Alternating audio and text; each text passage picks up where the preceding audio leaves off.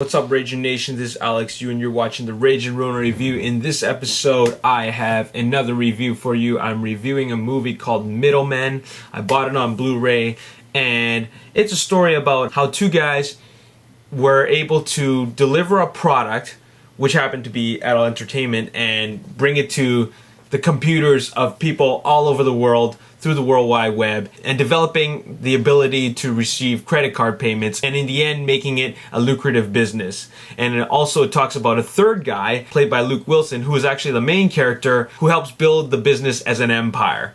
Now, when I first heard about this movie, I was actually really excited because I love those kind of movies. Well, not like adult movies. Well, I love those too, but like, okay, I'm gonna just stop right there. I love movies where you have kind of like the normal, average, even underdog kind of character make it big through an idea. And it's kind of like The Social Network, how, Mark Zuckerberg built Facebook. It's kind of like that kind of story, and those stories are just really inspiring to me. So that's why I wanted to watch this movie. When you go on the internet and you read the synopsis of what Middlemen is about, it really just tells you that it's a movie about how they brought the porn industry into the internet to people all over the world. And it also mentions that it also brings them into the world of greed, corruption, temptation, and crime involving like gang bosses. But then it just leaves it at that. It doesn't tell you how much of that is actually part of the movie. So I was expecting a kind of like an R-rated version of The Social Network. I was so wrong. The movie is probably 25% Social Network, 75% Goodfellas / Casino. It really plays out almost like a Martin Scorsese movie. And the development of the business, and which I thought was the most interesting part of the movie, only makes up about a small portion of the movie. It's really just 25%. The rest of the movie is how the three of them, played by Gabriel Macht, Giovanni Ribisi, and Luke Wilson, get into trouble with these Irish mob bosses. That was what made up most of the movie. And it was a little bit disappointing to me in that sense because I wanted to actually know more about the business and how they made it big and what was involved in the development of the business.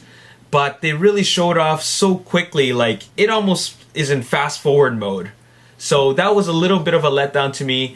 The rest of it was still an interesting part of the movie, but it wasn't exactly what I thought I was going to see. It really starts playing out like Goodfellas, kind of a dumbed down version of itself. But the movie's still entertaining. Like I said, it's not what I expected, but what really makes the movie engaging is all because of Luke Wilson's character. Like, you really feel what he's going through. He's been through a lot because really he's just a family man, right? But he gets involved in, the adult entertainment business, which is quite sketchy and frowned upon. Later on, there's greed, lust, temptation, crime, all that stuff. So it gets pretty interesting, and there's definitely lots of character development throughout the movie. And to top things off, I think that what really makes this work is not only is the character interesting that Luke Wilson plays, but just the overall acting. This movie was carried by Luke Wilson's acting. You see what he's going through every scene, and he just does a good job with it. Gabriel Macht and Giovanni Ribisi also do a very good job as well. They play they're more of the comic relief in the movie, and they're both cracked out in the movie. One of them is a loose cannon, the other one's more like the sensible one of the two. And Giovanni Ribisi does a pretty good job playing like a crazy guy. I would give this movie a 6 out of 10. It's worth watching only as a rental.